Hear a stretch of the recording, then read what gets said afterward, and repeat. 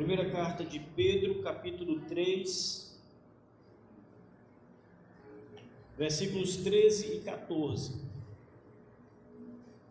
Mais uma vez nós estamos diante de uma passagem que vai muito além do verso 14, mas nós vamos estudá-la de maneira pausada, caminhar nessa passagem de maneira lenta, para entender o que o apóstolo Pedro está nos ensinando. O que Deus tem para nos ensinar, na verdade, por meio do apóstolo Pedro, das palavras que Pedro escreveu. 1 Pedro capítulo 3, versos 13 e 14.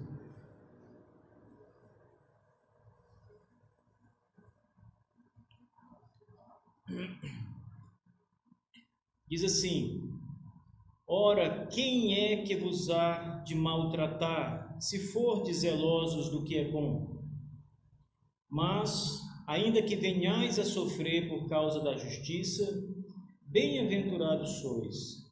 Não vos amedronteis, portanto, com as suas ameaças, nem fiqueis alarmados. Amém. Vamos orar, irmãos. Senhor Deus, amado e bendito, louvado seja o teu nome pelo teu dia. Estamos reunidos para louvar e exaltar o Senhor na beleza da sua santidade, ouvindo a voz do Senhor que nos conduz. Suplicamos a Ti essa manhã, Senhor, que o Teu Espírito Santo, uma vez mais, fale com cada um dos que estão aqui, para que a Tua palavra seja entendida no coração e vivida por todos nós. Meu Deus, sê o nosso guia, Pai. Ajuda-nos a vencer todos os obstáculos e dificuldades do nosso dia a dia, para andarmos em novidade de vida, em comunhão com o Senhor, obedecendo Tua palavra e sendo para o mundo todo vistos como testemunhas leais de Cristo Jesus, o nosso Senhor. Meu Deus, torna-nos cada vez mais parecidos com o Teu Filho Jesus Cristo. No nosso procedimento, Senhor, que sejamos como Ele, possamos amar as pessoas como Cristo as amou, fazer o bem, usar de nossas boas obras, como manda as Escrituras Sagradas, para a glória do Teu nome, para o amor ao nosso próximo, para sermos mais e mais como o nosso bom Senhor Jesus. Assim, Senhor Deus, nesta manhã, que a Tua palavra nos ensine, que a Tua palavra seja sempre o nosso fundamento e que a Tua palavra, uma vez mais, Senhor Deus, seja a nossa sólida convicção de viver Cristo Jesus no nosso dia a dia. Em nome dele, o nosso Senhor, oramos. Amém. Irmãos amados do Senhor, mais uma vez é preciso lembrá-los, assim como Pedro também por várias vezes vai lembrar nesta carta, que aqueles irmãos que estavam dispersos, peregrinos, forasteiros, como Pedro os chama, eles passavam por momentos que não eram fáceis para eles. Lembrem que nunca é fácil você morar longe da sua terra. Se você nasceu aqui no Piauí, é mais fácil você morar no Piauí. Teoricamente, aqui você tem seus amigos, você tem a sua família, você já conhece as pessoas, você já conhece o modo de vida das pessoas. E quando você vai para um outro lugar, uma terra que não é a sua terra, todas as coisas são novas. Você está sozinho ali em termos de relacionais. Você não conhece as pessoas, você não conhece a cultura, nunca viveu naquela cultura. Há uma dificuldade adicional. É verdade que algumas pessoas se dão bem, mas, teoricamente, na sua casa é melhor do que numa casa estranha. E esses irmãos aos quais Pedro escreve esta carta eram peregrinos e forasteiros que estavam vivendo em outras partes. Eles não estavam na sua terra natal. Eles, por causa da perseguição do Evangelho, fugiram para outros lugares, mas nestes outros lugares, eles também estavam passando por dificuldades. Havia também perseguição sobre eles, aonde eles estavam. Um ponto importante que nós precisamos recordar é que não importa onde estejamos, irmãos, se nós somos crentes em Cristo Jesus, vamos passar por dificuldades e perseguições. Você pode estar aqui, você pode estar nos Estados Unidos, que é um país que tem mais cristãos, você pode estar num país dificultoso também, como o país do Oriente Médio, não importa. Aonde você estiver, você vai passar por grandes dificuldades pelo fato de ser cristão. Apenas pelo fato de ser cristão. Você pode estar na sua terra, na sua casa, ou pode estar numa terra estrangeira. As dificuldades virão por causa do Evangelho. Por causa do Evangelho. O Senhor Jesus Cristo deixou bem claro que quem quer ter uma vida boa, tranquila, não deve segui-lo. Porque seguir Cristo significa carregar a própria cruz. Ou seja, significa caminhar para a morte todos os dias. Então, há uma dificuldade. Eu quero selar essa primeira palavra, lembrando vocês essa realidade. Como cristãos, em qualquer lugar, em qualquer situação, nós seremos perseguidos. Em maior ou menor grau, nós seremos perseguidos, porque o Evangelho se opõe ao homem natural.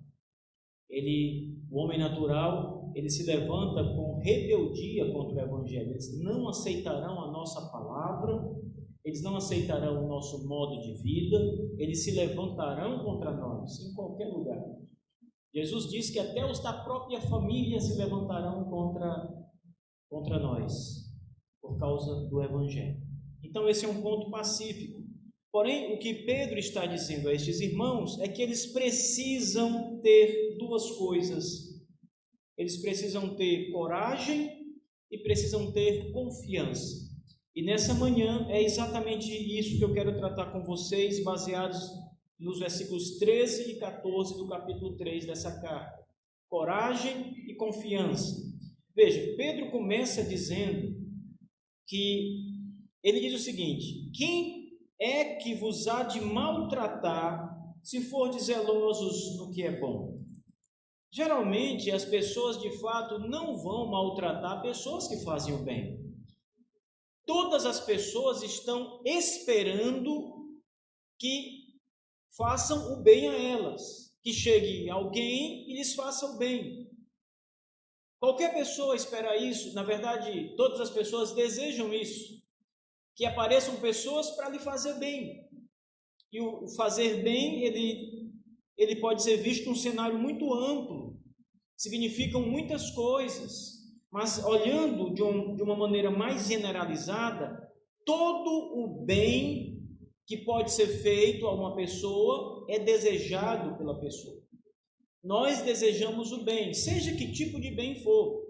Quando pessoas vêm até nós para trazer bons conselhos, nós gostamos de bons conselhos. Podemos até não seguir os conselhos, mas bons conselhos, no fundo, sempre são bons.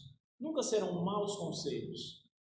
As pessoas, quando nos fazem algum tipo de ação boa, uma caridade, uma ajuda, às vezes precisamos ser socorridos numa dada situação, e aparecem pessoas boas para fazerem coisas boas conosco, boas ações, e nós gostamos, porque todos gostam quando pessoas aparecem para fazer coisas boas. E o que Pedro está dizendo é a lógica, aquilo que é lógico. Quem vos há de maltratar, se fordes zelosos com aquilo que é bom? Zelosos do que é bom. Quem é que vai olhar para vocês quando vocês os ajudarem, dando a eles coisas boas, irão na verdade responder vocês maltratando vocês? O comum é que todos agradeçam, que todos apertem nossas mãos em agradecimento, que todos nos digam palavras de agradecimento, e nunca que as pessoas venham nos maltratar. Não quero dizer que não aconteçam também coisas assim. Acontece o oposto. Você faz o bem e recebe o mal como paga. Mas isso é mais difícil de acontecer.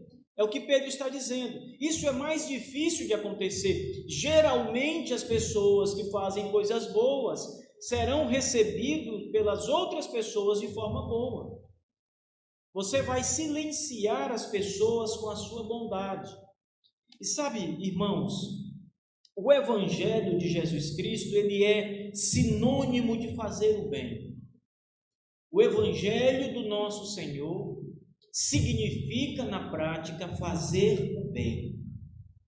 Se nós olharmos para a vida do nosso Senhor Jesus Cristo, e aqui eu quero me referir primeiro à vida do Senhor Jesus em relação às pessoas de um modo geral, não em relação à igreja, não em relação aos seus apóstolos, os seus discípulos de um modo mais chegado, mas a relação de Cristo com as pessoas de uma forma geral. Cristo fez o bem a todos. Era comum que o Senhor fizesse o bem, era aquilo que ele veio fazer, era a sua missão. Os profetas já anunciavam que o Messias viria para fazer acontecer um novo tempo, e o símbolo desse novo tempo, a marca desse novo tempo era: os cegos enxergam, os coxos andam, os paralíticos andam, os mudos falam, e os demônios são expulsos das pessoas. Era a prática do bem. Ele curava os enfermos. Os evangelhos vão fazer demonstrações claríssimas de Cristo Jesus, curando, abençoando pessoas, muitas delas descrentes, que nunca creram nele. Ele não curava apenas os crentes, ele não abençoava apenas aqueles que criam nele, ele abençoava, nesse sentido geral, todas as pessoas. Todas as pessoas. Algumas daquelas que foram abençoadas por ele, creram nele. Porém, muitas outras continuaram incrédulas e morreram na incredulidade, apesar de terem recebido do Senhor o bem. Porque o Evangelho é fazer o bem. Uma marca do cristão que vive a palavra de Deus é a prática do bem, das boas obras. Lembrem, o que Pedro está dizendo a estes irmãos não é nada diferente em relação ao que o nosso Senhor mesmo disse aos seus discípulos. Várias vezes também nos evangelhos nós vamos encontrar a palavra de Cristo orientando os seus discípulos a irem por todo o mundo pregando a palavra e fazendo o bem a todos. Portanto, fazer o bem é uma característica que deve estar presente em todos nós cristãos. E fazer o bem a todos. Por isso, quando Pedro fala com estes irmãos e diz a estes irmãos que eles dificilmente serão maltratados por fazer o bem, Pedro está fazendo referência à vida comum deles, que era fazer o bem. Pedro está, em outras palavras, lembrando a esses irmãos que eles não serão perseguidos, ou dificilmente serão perseguidos, por fazerem o bem, por viverem como Cristo viveu sobre a face da terra. O fazer o bem aqui, ele está muito mais enfaticamente demonstrado na realização de amor ao próximo.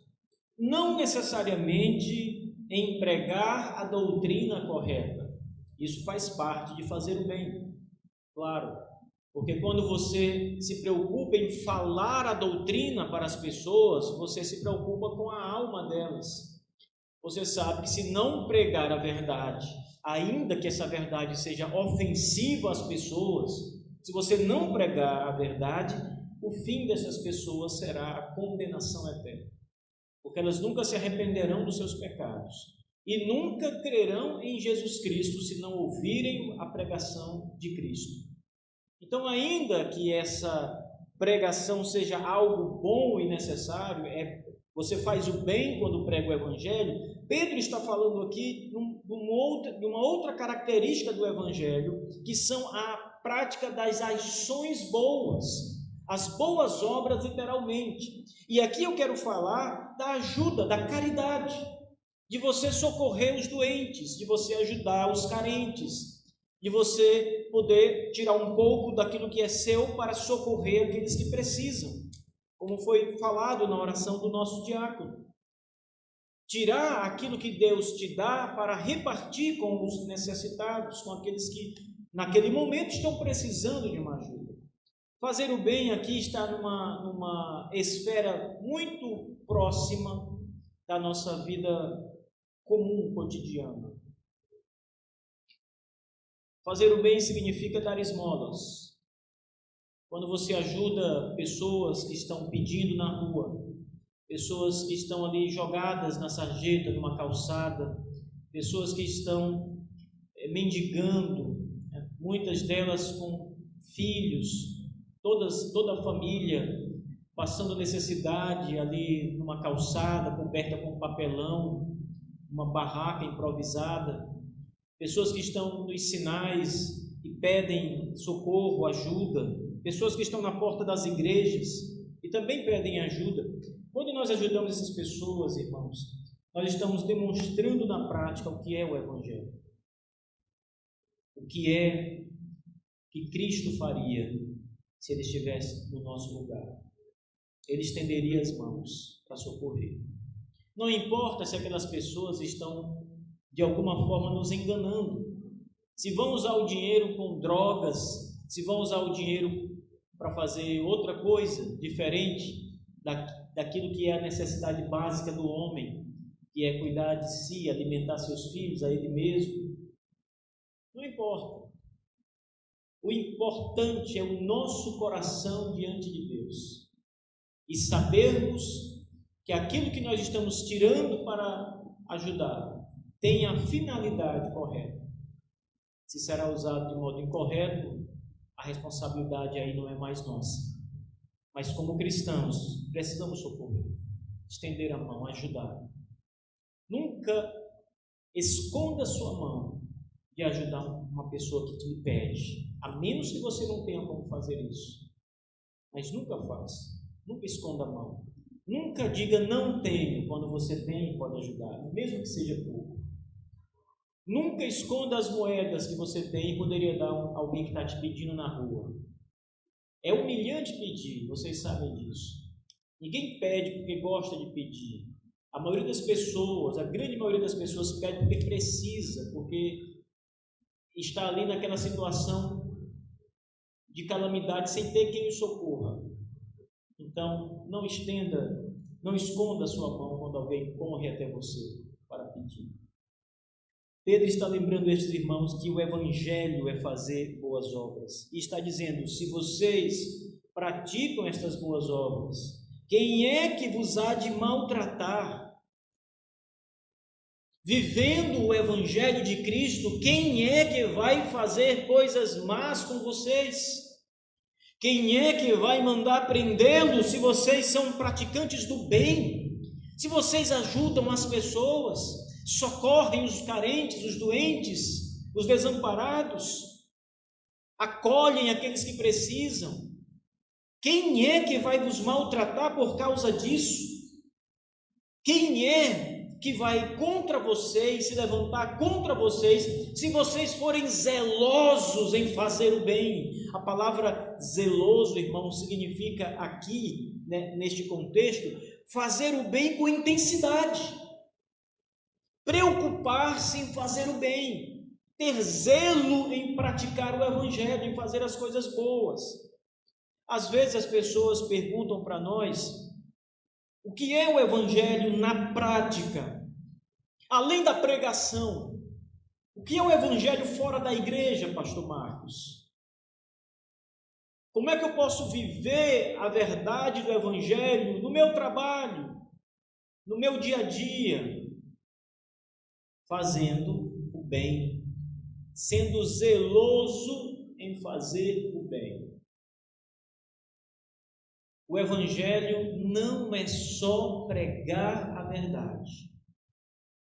O Evangelho, segundo as Escrituras Sagradas, é Deus enviou seu Filho ao mundo para que todo aquele que nele crê não pereça, mas tenha a vida eterna.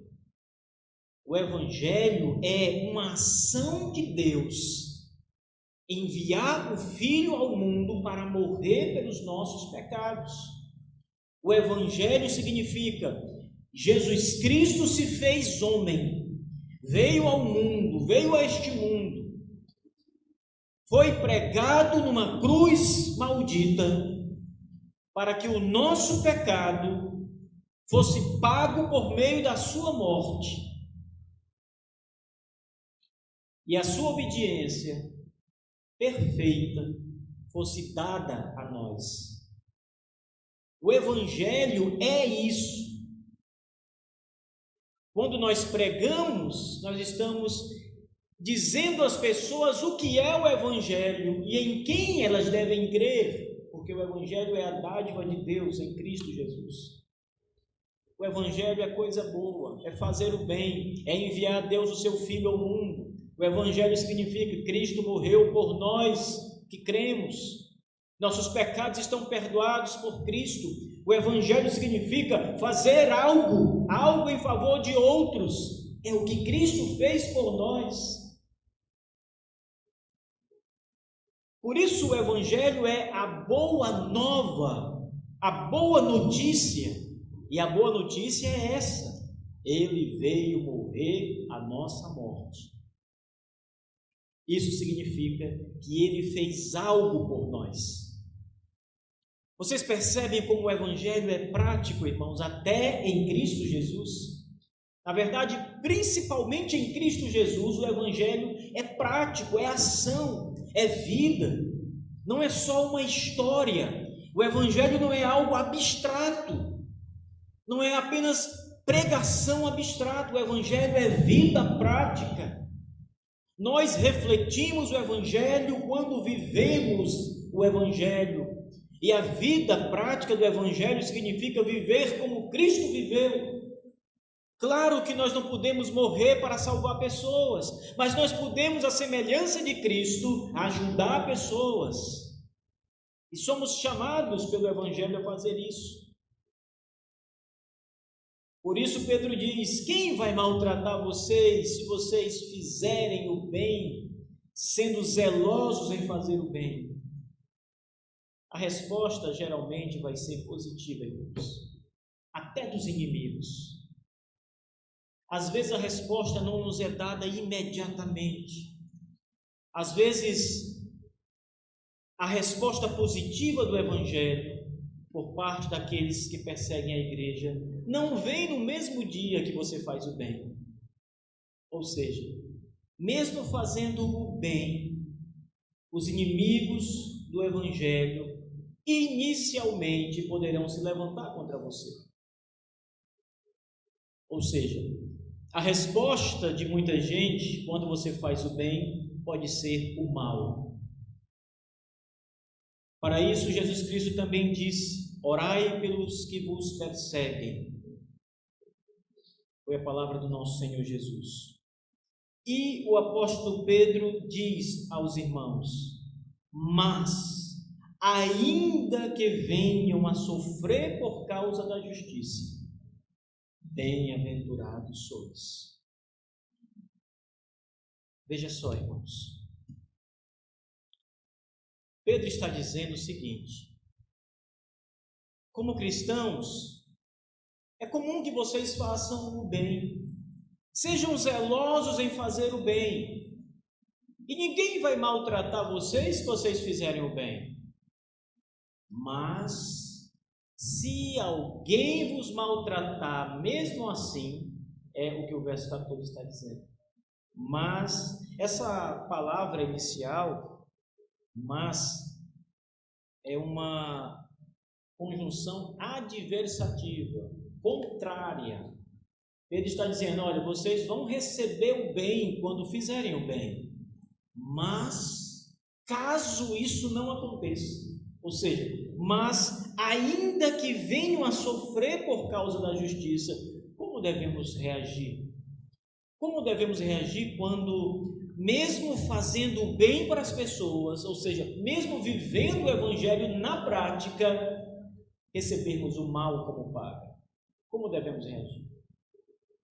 Como é que o nosso diácono, por exemplo, que é um policial, deve reagir quando alguém se levantar contra ele, mesmo quando ele faz o bem? Eu estou falando aqui do diácono porque ele é policial, e os policiais têm aquela fama de durão, não é, diácono Teixeira?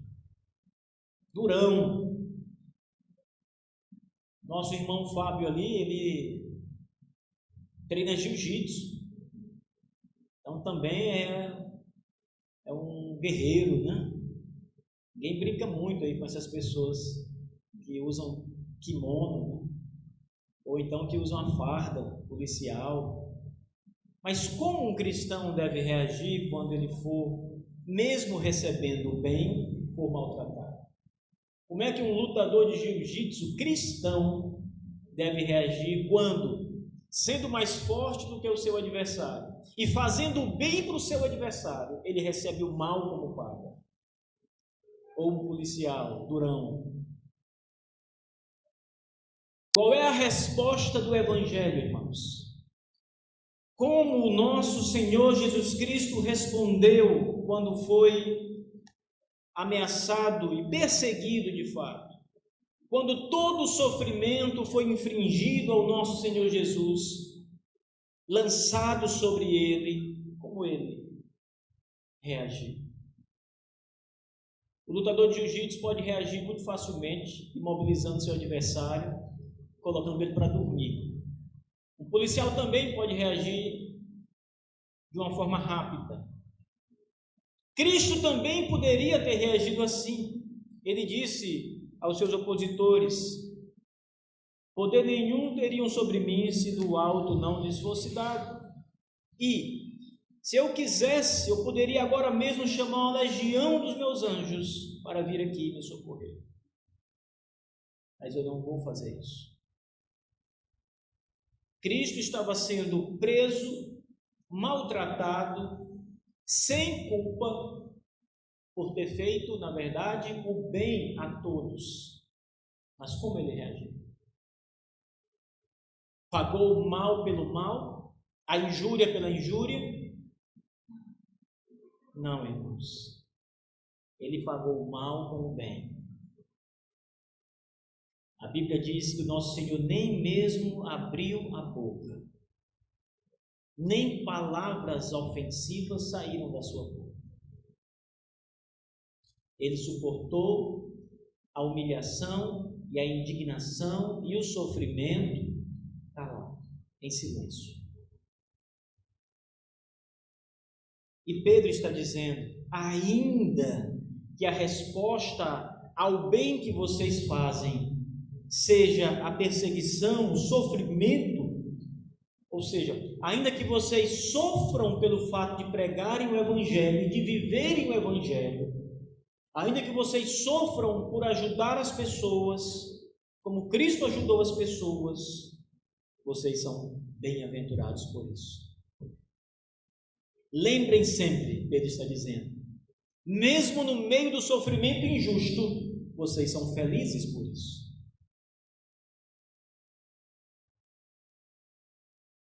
As palavras de Pedro, elas de certa forma trazem algum tipo de consolo para os que sofrem. Talvez essas palavras não ajudem no seu orgulho, a limpar o seu orgulho. As pessoas geralmente não gostam de levar desaforo para casa, e elas são rápidas a dar uma resposta. Respondeu de modo grosseiro, recebeu 2 vezes mais de modo grosseiro. E aí parece que o orgulho está limpo, você está bem. Mas um cristão não deve viver assim, irmãos. Por mais que nós soframos na carne, nós não devemos viver assim. Nós devemos, como Cristo Jesus, o nosso Senhor, suportar o mal, suportar a humilhação, o que não significa ficar calado em relação à verdade do Evangelho. Significa não pagar o mal com o mal. Não significa de modo nenhum responder ofensivamente a quem falou com você ofensivamente. Significa que você não vai ser grosseiro com aquela pessoa porque ela foi grosseiro com você. Você não vai bater naquela pessoa porque ela bateu em você. Você não vai pagar o mesmo mal que ela te fez. Você vai sempre pagar com o bem. Quando você diz a uma pessoa, ao pregar o Evangelho, ao falar para essa pessoa de Cristo, do seu amor, ao lembrar essa pessoa das promessas de Cristo, e que ela é uma pecadora e precisa de arrependimento, precisa crer no Senhor Jesus. E esta pessoa, veja, você está fazendo uma ação boa, como eu disse no começo, pregando o Evangelho. Mas esta pessoa responde de modo agressivo. Ela pode reagir de muitas formas. A menos grave seria simplesmente rejeitar. Mas além da rejeição, ela pode ser agressiva com você. Ela pode dizer palavras baixas com você, ela pode xingar você. Mas além disso, ela pode agredir você fisicamente. Ela pode empurrar você, ela pode esbofetear você. Se ela tiver algum poder, alguma autoridade sobre você, ela pode lhe prejudicar. Se você, por exemplo, está pregando o Evangelho para uma pessoa que na hierarquia do trabalho é seu chefe, ou tem alguma autoridade sobre você, esta pessoa pode te prejudicar no trabalho, se ela quiser. Ela pode de algum meio tornar o seu trabalho mais difícil. Ela pode te colocar num setor muito pior, te dar muito mais trabalho para fazer. De alguma forma ela pode se levantar contra você. E você, como cristão, não vai reagir da mesma forma caso alguma coisa assim aconteça. Mas você, como cristão, pode responder à recusa desta pessoa dizendo: se você não crer e continuar rejeitando, você será condenado ao inferno. Veja, isso não é ofensivo. Não é ofensivo na mesma natureza. Você não está pagando o mal com o mal. Você continua fazendo o bem quando responde assim. O que você não pode fazer como cristão é responder da mesma forma, ofensivamente, como ela te respondeu. Pedro está lembrando a estes irmãos forasteiros e peregrinos: ainda que venhais a sofrer por causa da justiça, isto é, por causa do Evangelho, ainda que venhais sofrer por causa do Evangelho, vocês são bem-aventurados, vocês são felizes por isso. E como eu disse, este é o consolo de alguma forma para o cristão. Saber que mesmo sofrendo por causa do Evangelho, nós ainda somos felizes em nossa caminhada, porque estamos fazendo o que é bom e o que é agradável a Deus. Estamos cumprindo cabalmente a nossa tarefa como cristãos, sendo fiel testemunhas, mas também sendo zelosos em fazer o bem às pessoas que precisam. Não só o bem espiritual, não só nos ajoelhar e orar pelas pessoas, não só pregar para elas, mas fazer o bem no nível físico, ajudá-las a se alimentar, a se vestir, a ficar bom de uma enfermidade, ajudá-los de alguma forma, de alguma outra forma. O Evangelho deve ser vivido assim por todos nós, irmãos. Pedro diz ainda, no final do verso 14, que nós não devemos nos amedrontar. Veja o que diz o texto: não vos amedronteis, portanto, com as suas ameaças, e nem fiquem alarmados, com medo, desesperados com as ameaças dos homens maus, daqueles que respondem ao Evangelho de uma forma negativa, daqueles que perseguem você, daqueles que, mesmo recebendo o bem das suas mãos, ainda vão perseguir você. Não fiquem com medo, não fiquem amedrontados, não vos alarmeis, diz o apóstolo. Por quê? Mais uma vez, por causa do Evangelho. Por causa do Senhor do Evangelho. Porque Cristo está conosco. Ele vai dizer isso a partir do verso 14. Antes, santificai Cristo como Senhor no vosso coração. Vamos falar isso no próximo domingo. Mas a resposta é essa. Quando as perseguições vierem contra nós, mesmo nós fazendo o bem, mesmo quando nós vivemos piamente o Evangelho, mesmo quando somos consagrados a Deus numa vida piedosa, mesmo quando nos dedicamos a ajudar as pessoas que precisam da nossa ajuda, de qualquer forma, quando o mal sobrevier a nós pelas mãos de homens maus, não devemos nos amedrontar, nem com as ameaças deles e nem com as ações maléficas deles. Não devemos ficar alarmados com isso, porque o Senhor é conosco. Irmãos, que mal maior pode nos acontecer? Diga-me, o que é que pode acontecer com você de tão ruim com a maldade dos homens? O máximo que podem fazer contigo é tirar a tua vida para que você se encontre com o Senhor. Esse é o maior que os homens podem fazer conosco, nos matar. E se fizerem isso, nós estamos com o Senhor, o que é bem melhor, diz o apóstolo Paulo. Que maldade é essa para nós, no fim das contas? O que a cruz fez de tão ruim para aquele ladrão, se não abrir as portas do paraíso? Aquele ladrão convertido ao Senhor Jesus, que se arrependeu dos seus pecados. Hoje mesmo estarás comigo no paraíso. O que Nero fez de tão ruim ao apóstolo Paulo quando mandou decapitá-lo, cortar sua cabeça, se não abrir as portas eternas para que Paulo se encontrasse com o seu Senhor? O que ele mais desejava, o que ele mais queria, o que mais ardia no coração do apóstolo Paulo era ver o Senhor Jesus face a face.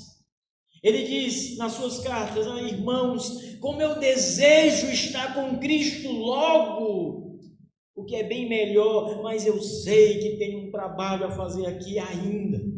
Mas o que ele mais queria era estar com o Senhor Jesus, o que é bem melhor. Às vezes o que nos causa aflição, no sofrimento, medo, o que nos amedronta é o fato de não termos a absoluta certeza ou de nem associarmos ao que vem depois da morte para nós, cristãos. Jesus disse que passamos da morte para a vida. Não estamos na vida ainda no seu sentido pleno e absoluto. Ainda estamos manchados com o pecado, ainda sofremos, ainda estamos sujeitos à morte. Mas quando morremos, passamos da morte para a vida. Então, que mal pode nos acontecer? Pastor, pode ser que não venhamos a morrer, mas venhamos apenas a sofrer muito. Cristo sofreu por nós, irmãos. Quem mais sofreu em nosso lugar? Quem recebeu os maiores açoites em nosso lugar? Quem foi pregado naquele tronco, amarrado naquele tronco e recebeu chicotadas? 49 chicotadas. Os chicotes tinham osso de carneiro nas pontas para poderem abrir sulcos, feridas nas costas do Senhor Jesus. Ele foi surrado não apenas com couro de chicotes, mas com varas, pedaços de pau, onde castigaram o nosso Senhor por nós. E o que disse Jesus disso? Quantas vezes o Senhor reclamou por estar sofrendo em seu lugar? Inocente como ele era, nós somos culpados. Todo mal que sobrevier sobre nós, não pense que vocês não merecem, porque vocês merecem o pior dos males. Vocês merecem a punição eterna, um castigo, cortar um dedo, prender vocês, torturá-los, é coisa pequena em relação à morte eterna, ao que vocês de fato merecem. E quantas vezes Cristo, que não merecia nada disso, reclamou por sofrer em nosso lugar?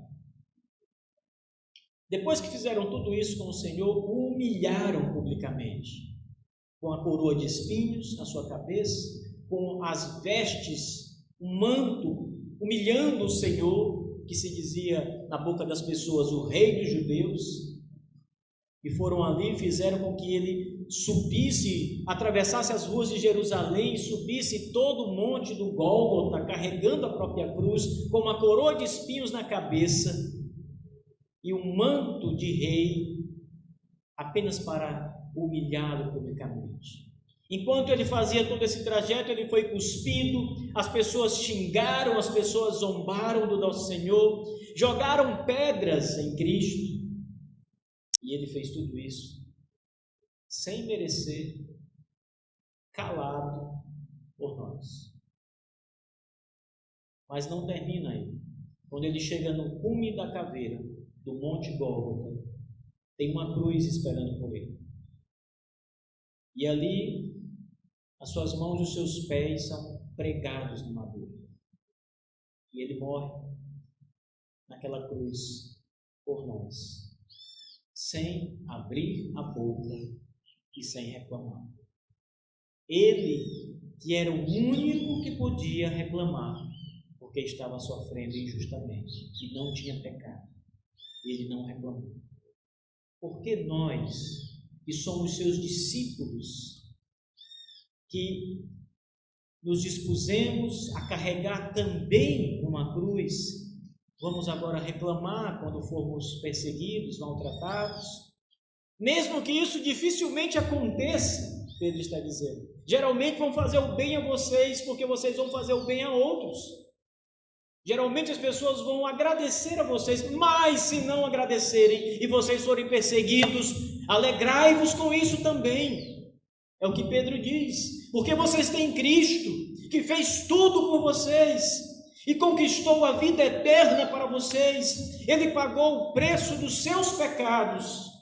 Ele foi pregado no madeiro para lhes dar vida em abundância. Ele abriu os portões celestiais da Nova Jerusalém para você. Com o seu sofrimento ele fez isso.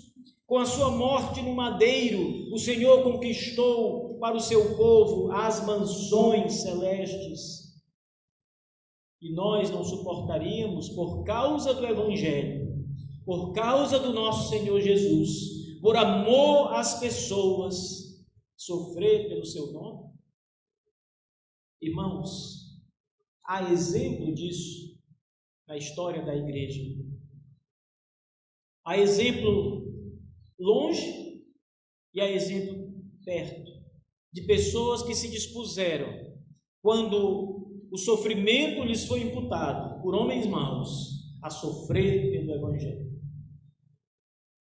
Se nós sofrermos pelo Evangelho da graça de Deus, nós não seremos os únicos cristãos a sofrer.